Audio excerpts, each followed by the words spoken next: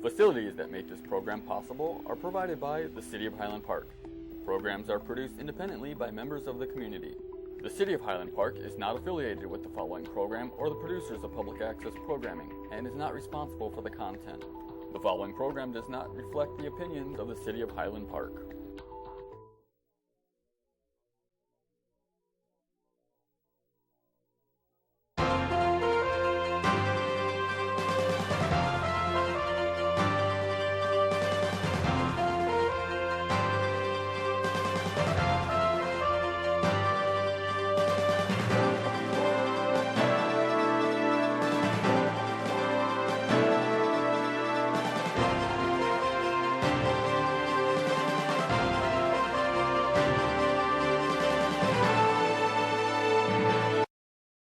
Welcome to Cahnmann's Current Events Roundtable.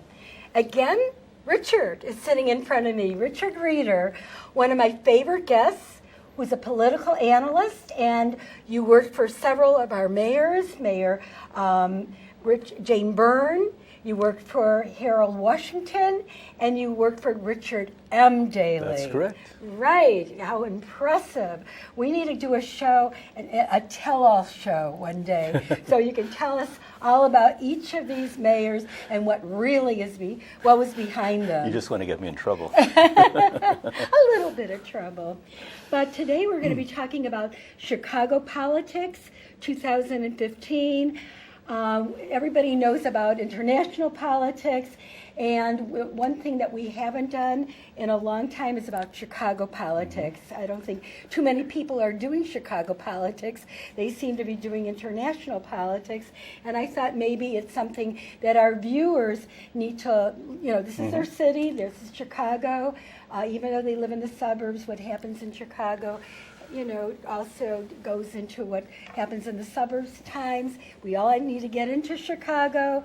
We need to pay for that, those meters. Yeah, and a commuter tax is being considered, where if you live in the suburbs and work in Chicago, you would be taxed. It's just being considered. Oh, okay. So you mean you would have to be considered, you would be taxed on what in Chicago? Well, that would be if you were on a payroll.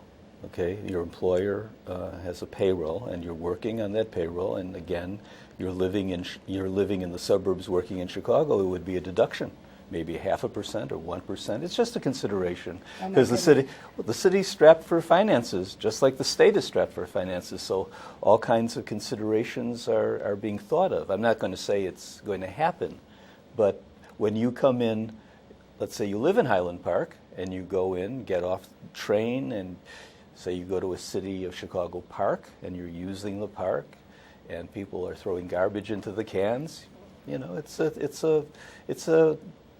thought right now. I'm not going to say it's going to actualize into a fact, but other cities have considered it, and I think 1 or 2 cities have actually implemented it. Oh my goodness, we have tax if you have to go to the bathroom in Chicago. I cannot believe it. Like in Canada, they use VAT taxes. If you want to buy a sweater, right, and you have a tax, a city tax, a state tax, another tax. Yeah. I mean, your tax, you buy a $20, say your sweater, nothing costs $20, but I'll just throw a $25 sweater. By the time you finish paying for the $25 sweater with all the VAT taxes, it's about almost $50 for a sweater. But again, if you have goods and services, you have to pay for it, and so you're looking for funding sources, and it's a possibility. I'm not going to say it's happening, but it's a possibility. Yeah, and apparently our state is in deep financial problems, right, in Illinois right now? The state and the city, all the pension funds in the city are in deep trouble, yes. And the pension funds, a lot of pension funds. I know my husband has a pension. He had a government pension, because he was working as an attorney with the state's attorney's office. But when he got a pension, he didn't get Social Security. So a lot of pensions, people do not get Social Security with their pensions. Right. And so if they stop their pensions, there's no Social Security, because in very few places where you got pension and Social Security. So at that time, they were giving out pensions and not Social Security. Yeah. So what happens to these employees that no longer? What do they get? They take away their pensions. Then what? Yeah, well, we hope Chicago or the state of Illinois doesn't get into the same kind of situation that Detroit got into. In Detroit, which went bankrupt, and actually municipal employees in Detroit, the police department, the fire department, they had to take a cut in their pensions.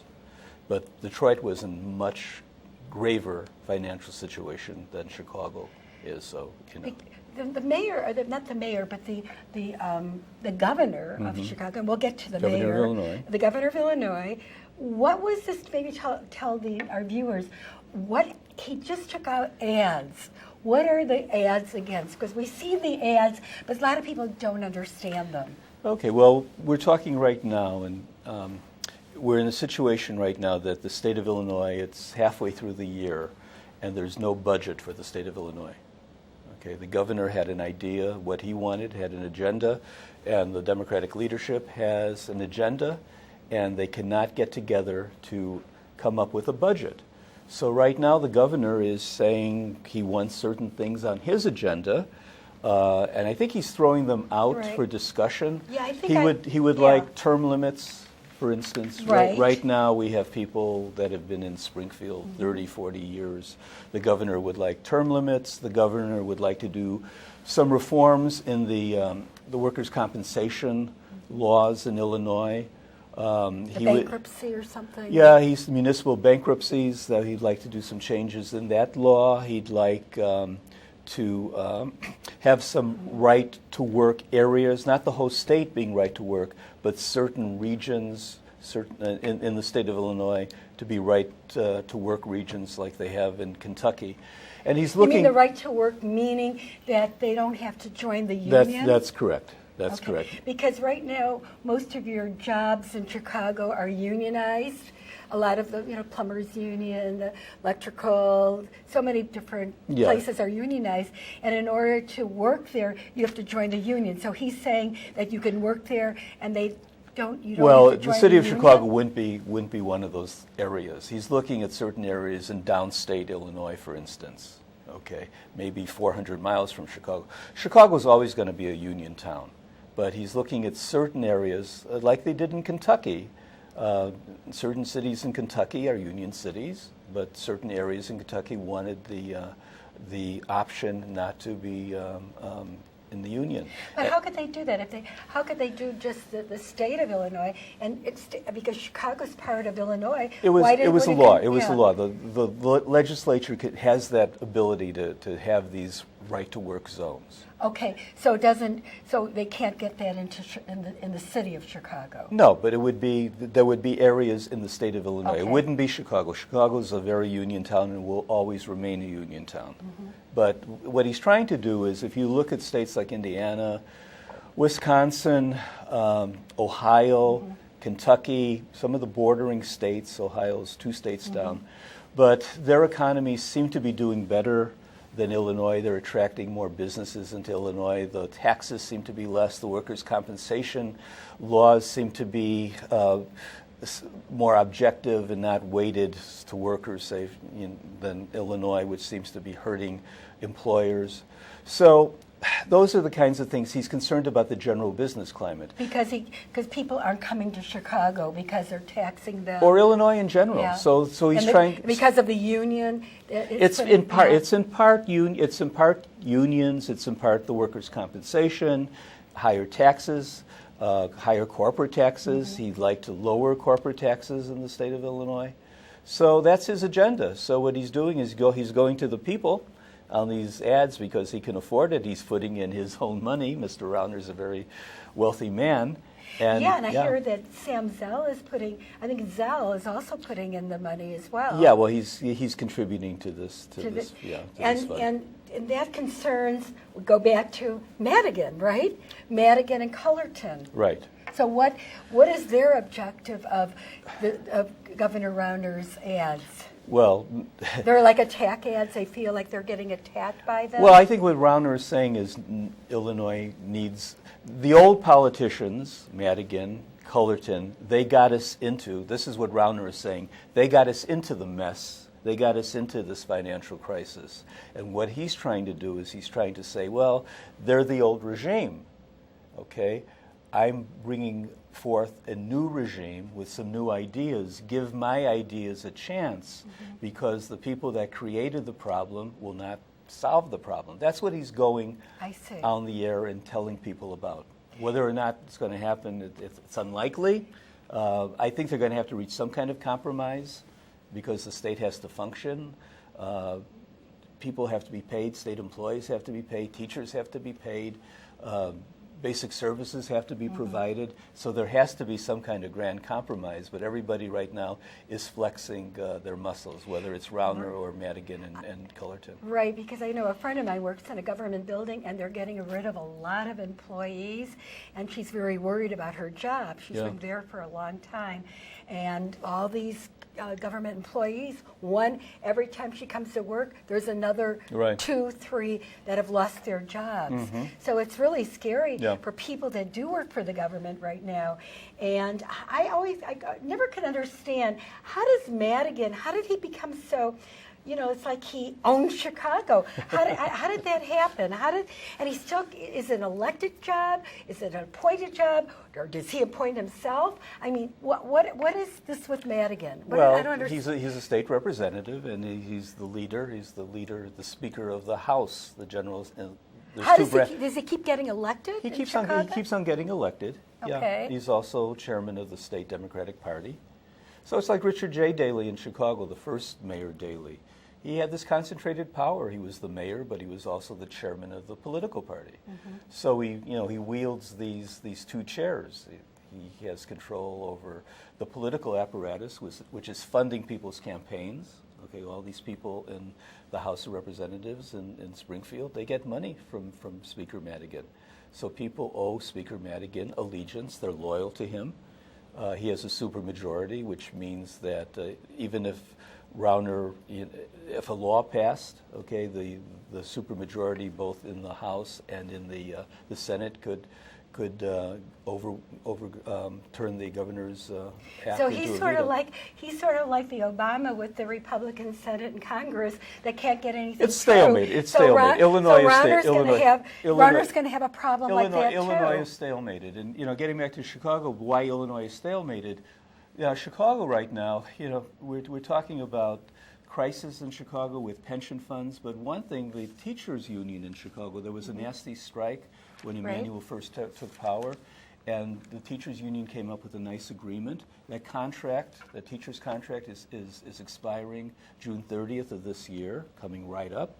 And right now, there's no funds. What Mayor Emanuel is saying, or the Chicago Public School Board is saying, well, we don't have funds to pay for teachers' salary increases. In fact, the Chicago Board of Education would like the teachers now to pay for their own pension funds, the money that comes out of, they want, right now the CPS used to put a share of money in for the teachers' pension funds. Now they want the teachers to put the funds in out of their paychecks. So they want them to put their own money. Yeah.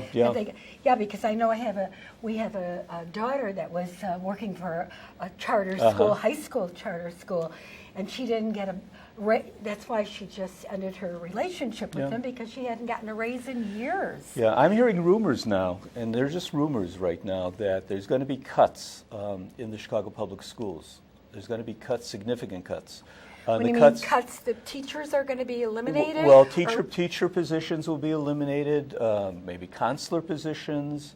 They pretty much eliminated librarians and gym teachers, and art teachers. All those have been eliminated. In addition to those, and 50 schools were closed a few years ago. So in addition to those previous cuts, there are going to be additional cuts. Maybe there won't be any teachers anymore. They'll have to learn on computer. Yeah. There'll be a computer voice, like we did a show on robotics just recently, a robotic voice teaching the children. They have to sit in one classroom without a teacher. And what I'm hearing from people that I know that are within CPS CPS that deal with CPS every day right now. I'm hearing on the low end the cuts will be 7%, and on the high end the cuts might be 25%. So it's a very dire fiscal situation for the Chicago Board of Education. But how are they going to compete with schools like in Finland and China and all these different countries that are, tops? How are they going to exist without all these cuts? What is going to happen to the children? How are they going to learn? Despite this, as we all know, Mayor Emanuel just got reelected. Right. Okay.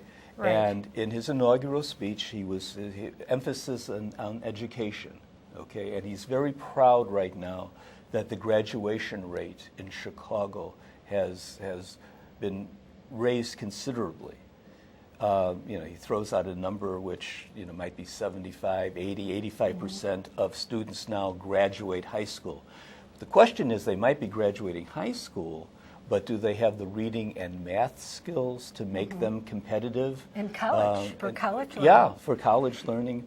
Did he also throw in that maybe that the community colleges would be where he would put in the community colleges and they wouldn't charge, for those students that really need financial help, that would be they can go to a community college for 2 years? Well, he says right now, if you're a Chicago resident and if you graduate from the Chicago public school system and you have a B average, okay, from your high school, you graduate with a B average, you will then not have to pay tuition at all for the city colleges. That's very good, but how is he going to, now it goes back to what you were talking about earlier, how can they afford to do this if they can't afford to pay the teachers? So where are they going to go into an empty college and there's not going to be any teachers? Well, where are you going to afford, affordability is very interesting. There's going to have to be some tax increases down the line. We don't know what those tax increases are.